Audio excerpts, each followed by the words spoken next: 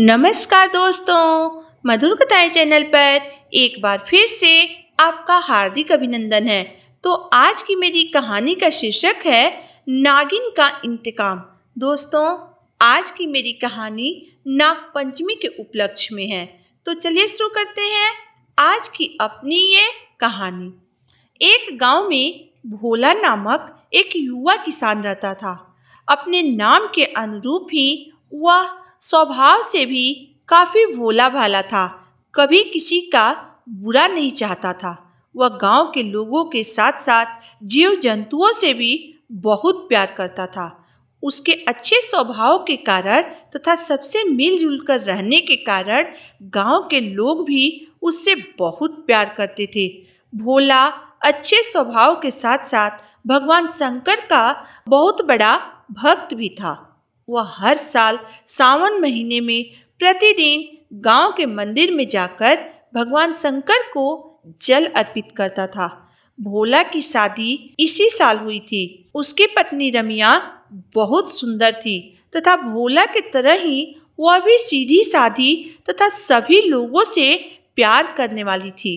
वो दोनों एक दूसरे को जीवन साथी के रूप में पाकर बहुत खुश थे। आज नाग पंचमी का दिन था। रमिया बहुत खुश थी। उसने अपने घर में तरह तरह की पकवान बनाई तथा वह अपनी शादी की चुनरी को पहली बार पहनकर नाग देवता की पूजा की तैयारी में लगी थी। उसने अपने पति भोला से नाग देवता के पूजा के लिए दूध और लावा मंगा ली थी। उसने भोला को दूध और लावा देते हुए कहा, ये लीजिए और जाकर खेत में नाग देवता को चढ़ाकर आ जाइए। तब हम दोनों मंदिर जाएंगे महादेव की पूजा करने के लिए, क्योंकि आज नाग पंचमी है। मंदिर में बहुत भीड़ होगी। ऊपर से मंदिर में हरि नाम का कीर्तन भी हो रहा है।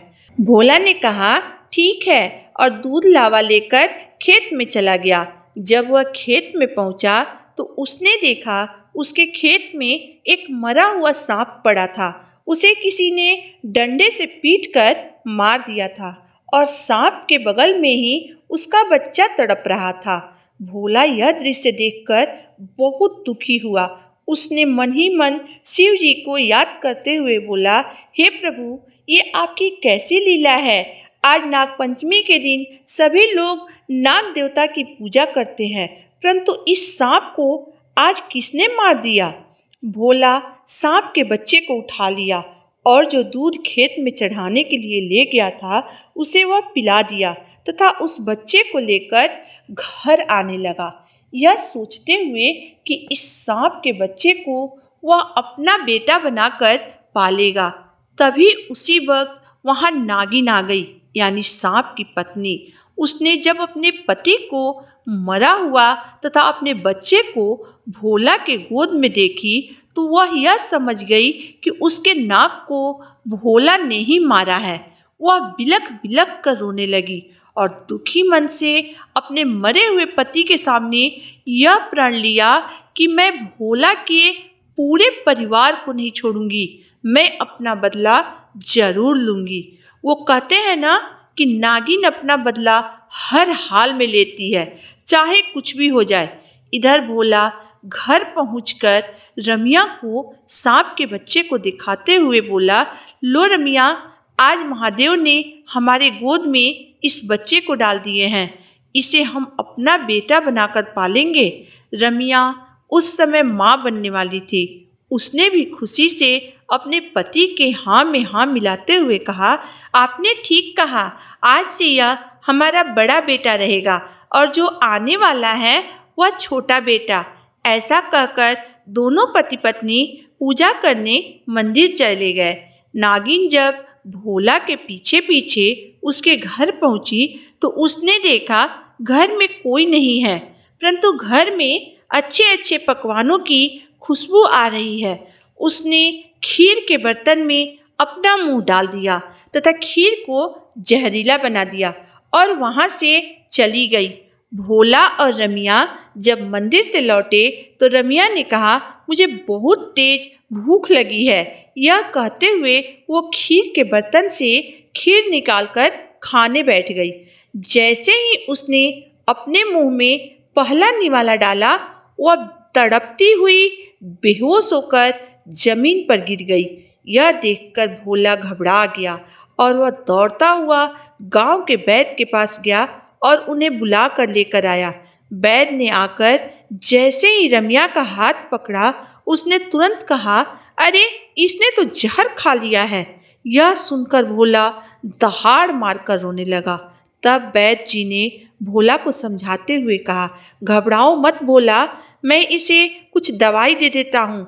आज नाग पंचमी का दिन है, अगर महादेव की कृपा रही तो इसे 24 घंटे में होश आ जाएगा और यह ठीक हो जाएगी। यह सुनकर भोला ने वैद्य जी को धन्यवाद कहा। 24 घंटे बाद रमिया को तो होश आ गया, परंतु उसने अपने होने वाले बच्चे को खो दिया था। उसके बच्चे को नहीं बचाया जा सका। यह जानकर रमिया बहुत दुखी हुई तथा रोने लगी। रमिया को रोते हुए देखकर भोला ने उसे समझाया और बोला, जाने दे रमिया, मत रो, चुप हो जा। अगर महादेव ने हमसे हमारा एक बच्चा ले लिए तो एक और बच्चा दे भी तो दिए। आज से हम इस सांप के बच्चे को ही अपना बेटा बनाकर पालेंगे। भोला और रमिया ने सांप के बच्चे पर ही अपना सारा प्यार निछावर कर दिया। वो उसे ही अपना बेटा मानने लगे। कुछ दिन बाद एक बार फिर नागिन भोला के घर आई, भोला को डसने के लिए। वह खिड़की के रास्ते घर में ढुक गई और छुप कर बैठ गई। तभी उसने देखा कि भोला और उसकी पत्नी रमिया बड़े ही प्यार से उसके बच्चे को दूध पिला रहे थे। यह देखकर वह अपने किए पर पछताने लगी।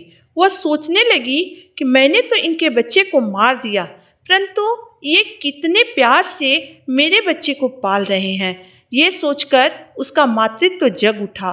वो तुरंत वहाँ से गांव के मंदिर में गई और महादेव की मूर्ति के चारों ओर परिक्रमा करने लगी तथा अपने किए की क्षमा मांगने लगी। फिर उसने भगवान से प्रार्थना की कि हे भगवान, आप एक बार फिर रमिया की गोद भर दीजिए, उसे फिर से माँ बना दीजिए। भगवान ने उस नागिन की प्रार्थना सुन ली और एक बार फिर रमिया का आंचल खुशियों से भर दी। भोला के आंगन में फिर से बच्चे की किलकारियाँ गूंजने लगी। तो दोस्तों, आज की मेरी कहानी यहीं तक थी।